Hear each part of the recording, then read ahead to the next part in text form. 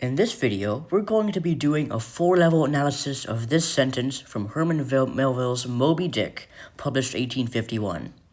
This sentence was featured in the 4 Practice 2 curriculum from Michael Clay Thompson's Language Arts program. And this is a 4-level analysis, meaning we're going to diagram this sentence kind of in an analysis format with the four parts of the sentence where we've got the parts of speech, then we've got parts of sentence, then we've got the phrases on the third line, and then clauses. So we're going to go ahead and get right into it here. For this sentence, the sentence is, his speaking voice, a gruff, husky tenor, added to the impression of fractiousness. This is a vocab here. Fractiousness just means behavior that's unruly or rule-breaking in some way. So the first level here, the parts of speech, basically contains your average pronouns, nouns, and adjectives, the familiar parts of speech that describe the roles each word plays in a sentence. So all we have to do is go through the sentence and find out which part of speech each word is. So we can begin with our first word here, that's his. And since this word here, his, it's describing the voice here, the speaking voice. And when we have something describing something else, we usually have either an adjective or an adverb. And we can look ahead to find out which one of these two it is. We can look ahead at the voice. We know voice is a noun, it's a thing, your voice, which means that tells us that his is going to be an adjective, because whose voice is it? It's his voice. And it's not a pronoun here because it's describing something. A pronoun would be like he, that would be the alternate version. And speaking here is another adjective, because speaking is also describing that voice, a speaking voice. Next we have a, and a in this case is going to be an adjective, because it's also describing both the voice and the tenor. What kind of tenor is it? It's a tenor, so it acts as an adjective. We move on to gruff, that's yet another adjective. It's describing the tenor, it's a gruff tenor. Husky is another adjective. It's a husky tenor, another description there. And finally, we have the noun that all of this is modifying, which is tenor. Okay, so all of that is part of like a description there. The tenor is a noun, and gruff, husky, even a, those are all adjectives, and those are all modifying and describing the type of tenor. Next, we have added, which is a verb. Added is an action. You've added to the impression. That's something in action you're taking. That's why it's a verb. Then to, that's a preposition. Just like around, below, above, those are all prepositions. To is like kind of describing a position almost. That's why it's a preposition. Added to, describing the position of something. Added to the is going to be a adjective in this case, because what kind of impression is it? It's the impression. The impression in this case is a noun. That's a thing. Of is another preposition, and it's a similar form to the word to, because we're describing kind of like a position, added to, impression of. Those are similar relationships when it comes to prepositions. And finally, fractiousness is a thing, it's a noun, and that completes the level 1 sentence diagramming. Now we move on to parts of sentence, or level 2. So parts of sentence contain the things that describe what the central ideas of a sentence are, essentially.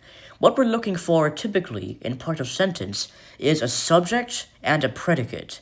Our subject is the thing, which could be a character, could be an object, could be an item, the thing that's taking the action. Then the predicate is the action that's being taken. So we've got a great example here.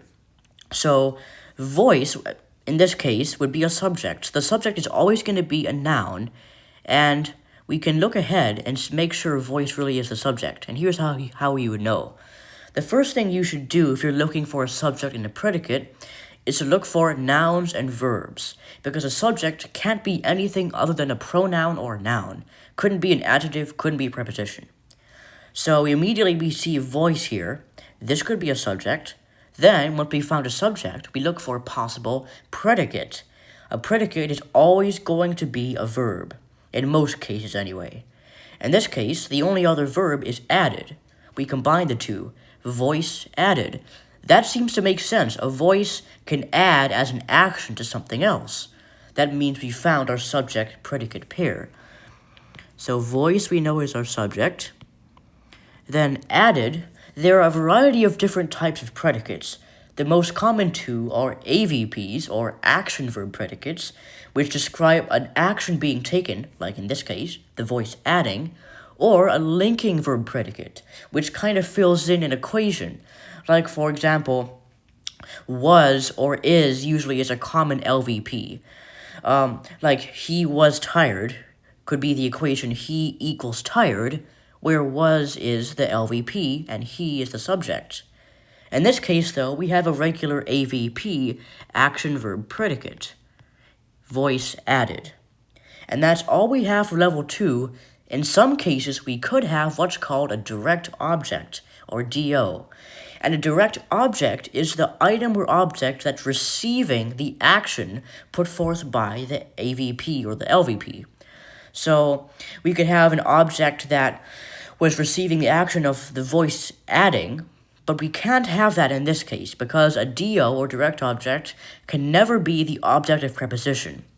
An object of preposition is simply the noun that's the subject of the preposition, like impression in this case, or fractiousness over here, and the entire rest of the sentence is composed by prepositional phrases, which means we can't have a DO at all in the rest of this sentence. Now moving on to level 3, which is phrases. Phrases are essentially groupings of words that help to form a more complete thought or group ideas and thoughts together. So we have 3 phrases in this sentence. We have one that's called an appositive phrase. Spans these words. And what an appositive phrase does is it basically interjects a definition. In this case, the definition, a gruff, husky tenor, is kind of describing the speaking voice. It's basically interrupting the sentence to bring you a definition. So you're saying his speaking voice, which is a gruff, husky tenor. You're describing the voice, and you enclose it with commas to describe it. So that's called an appositive phrase. So that's what we have in this case. It's an appositive phrase. Right. So next we have 2 prepositional phrases at the end of the sentence. And a prepositional phrase is usually composed and is easily identified by a preposition, 1 or more adjectives, and a noun, or the object of preposition. In this case, to the impression is one phrase, prepositional, and of fractiousness is another prepositional phrase. So these are both prepositional phrases here. These are describing a position of something, like to the impression, describing what something did and the action it took, like in terms of relative position. That's essentially what a prepositional phrase does. Prepositional phrase must always have a preposition, of course. Then we get on to level 4, the final level, which is the level of clauses. And a clause is basically a composition or part of the sentence that completes or gets one coherent idea across. In the case of a dependent clause, it may not be a coherent idea, it might be a fragment of an idea. An independent clause, which is what most sentences are, is a complete and full sentence. And this sentence just has one simple independent clause. That's all we've got here, nothing too crazy, nothing out of control. Just have one long independent clause spanning this entire thing because we only have one subject-predicate pair. If we had more, that would signal the existence of 2 clauses or maybe even nested clauses. So we've got only one independent clause here, and you can tell it's independent by just reading through the sentence and testing to see if it makes sense on its own. This sentence has a subject and an AVP, and it's not a fragment. It gets the idea across in one piece. So we know this is an independent clause. This entire sentence here. We'll get into more complex sentence structures and clauses in future sentences, in future videos. And we have a simple declarative sentence here. This is a simple declarative type. It's declaring something. It's declaring the fact that the speaking voice added to the impression of fractiousness. So this is a simple sentence because it only has one clause, the independent clause. And so there is our complete sentence analysis. This is a simple declarative sentence. We've got our first level parts of speech here. We've got our simple subject and predicate pair with the subject in the AVP. We have an appositive phrase interjecting a definition here into the sentence. And to close things off, we have two prepositional phrases describing the action and the location of the things the voice added to, the impression and of fractiousness. Alright, that's pretty much it for the sentence diagramming for this sentence from Herman Melville's Moby Dick. This is 4-level analysis here, and this is a very simple sentence. There are no crazy or complex clauses here. We just got some simple parts of speech and one independent clause. This sentence was from the Michael Clay Thompson 4 Practice 2 curriculum on 4-level analysis. In future videos, we'll continue doing more analysis of more advanced sentences with more complex structures.